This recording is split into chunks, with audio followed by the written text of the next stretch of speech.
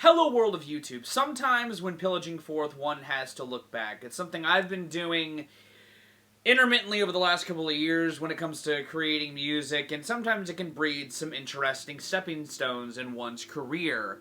While 2014 was a tumultuous/transitional year for me, it seemingly was an interesting year in music for some acts, namely one, Jack White, who was deciding to follow up his solo debut with a record that saw him doing the same and releasing a product that I may not have talked about at the time, and figured while I've talked about the rest of his solo discography on the channel, I'd set aside some time today to celebrate his sophomore outing on its 10-year anniversary. I'm talking, of course, about the 2014 Diaries from the Past that was Jack White's Lazaretto. I say everything, yeah, when I say nothing, I say everything. And even if Jack White had been making music for 10 plus years prior, with Lazaretto came an interesting point, given all of Jack White's endeavors had been sort of a creative soup.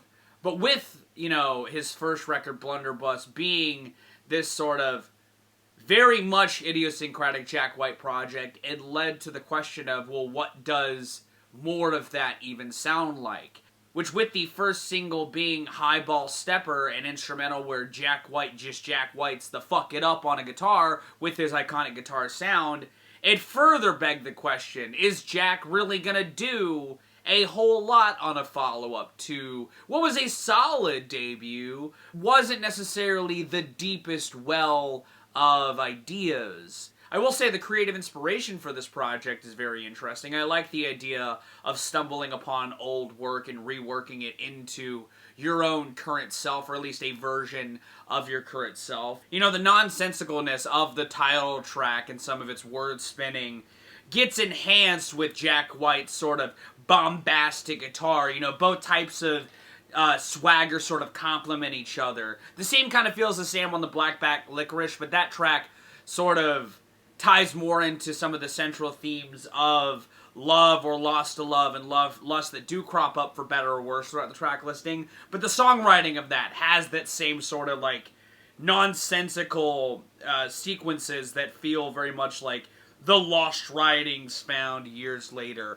I also like that he very much decides to dip farther into the bluesy countryer side of his roots to also enhance some of that nonsensical and just sort of adjacent to the themes of love and lust songwriting that crop up throughout a lot of this, for better and worse. Like on Temporary Ground, which I think does a good job at looking at sort of the broad philosophical questions one asks themselves and sort of uses it to create this grounded track about the world at large. And another track like Alone in My Home also sort of breaks away from those themes to just a fun, bright sort of jam that I think fills in the back half of the record pretty strongly. The same can be said for Entitlement, which croaches this line of being preachy when talking about the, condemning the instant gratification that was on the rise in the mid-2010s and is very much a thing now, where that sort of desire for instant gratification becomes a sort of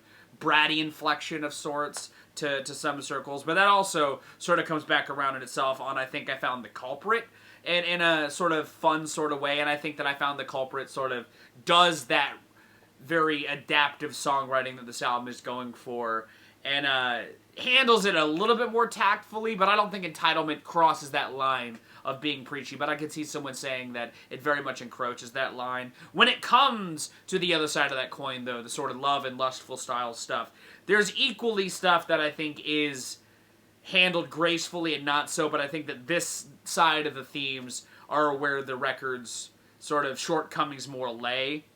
Because while I like tracks like the opener, Three Women, which sort of put the listener in a world outside of Jack White's own personal drive. And I think that Would You Fight for My Love, following Temporary Ground, sort of continues those broad philosophies and brings it in to the core of the record pretty strongly. But I think that tracks like Just One Drink, or, again, the Blackback Licorice not necessarily being my favorite ways of how the songwriting is handled, handled, feel more stripped back and simple in a way that isn't complimentary to Jack White's talents as a musician and songwriter. And even with those negatives aside, I think that the record does come back around on itself well enough on Want and Able. It's funny, for as much as I've liked parts of this record over the years, post, especially Boarding House Reach, I will admit I don't spin Lazaretto all that much in Jack White's catalog. I even think Blunderbuss has more highs than Lazaretto. But when revisiting it again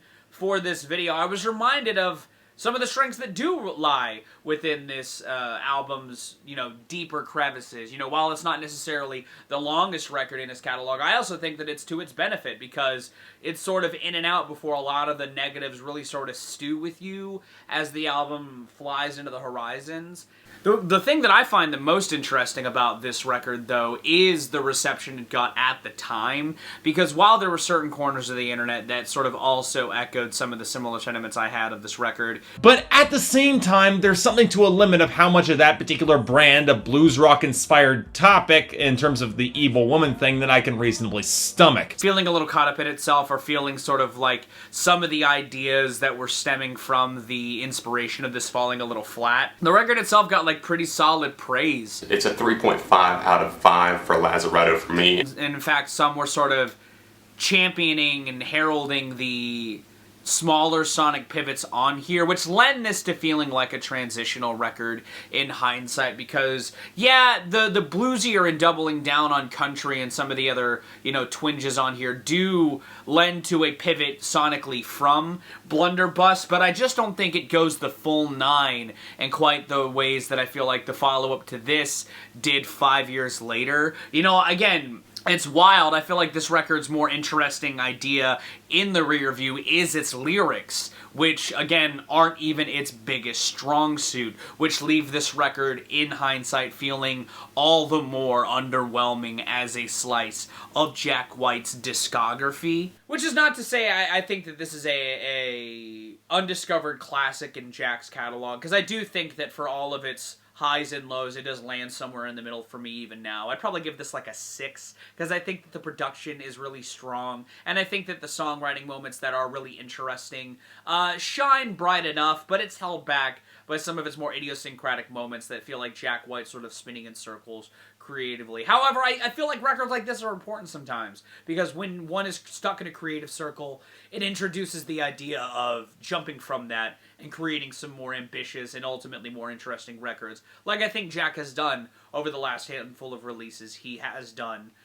post this record's release. I mean, hell, even after this, the Dead Weather record that dropped the year after this, I think is a further testament of Jack White sort of continuing to spin in his own circles, trying to figure out where he wants to take his voice in music. So I can at least appreciate Lazaretto for that in hindsight, and maybe you can too, and maybe you like this record more than me. What do you think of Lazaretto 10 years later? Does it still sit in your rotation? Do you think that it's a better piece of Jack White's overall discography than I do? Let me know in the comments down below. But if you did like this reflection on a solid, if not relatively stumbly sophomore outing from Jack White, give it a like. If you want to see more, consider subscribing. I drop 2 to 4 vids a week depending on what I've got going on. Thank you again so very much for watching. I've been Viral Rack. You guys have good days, lives, and situations. And I'll see you another day.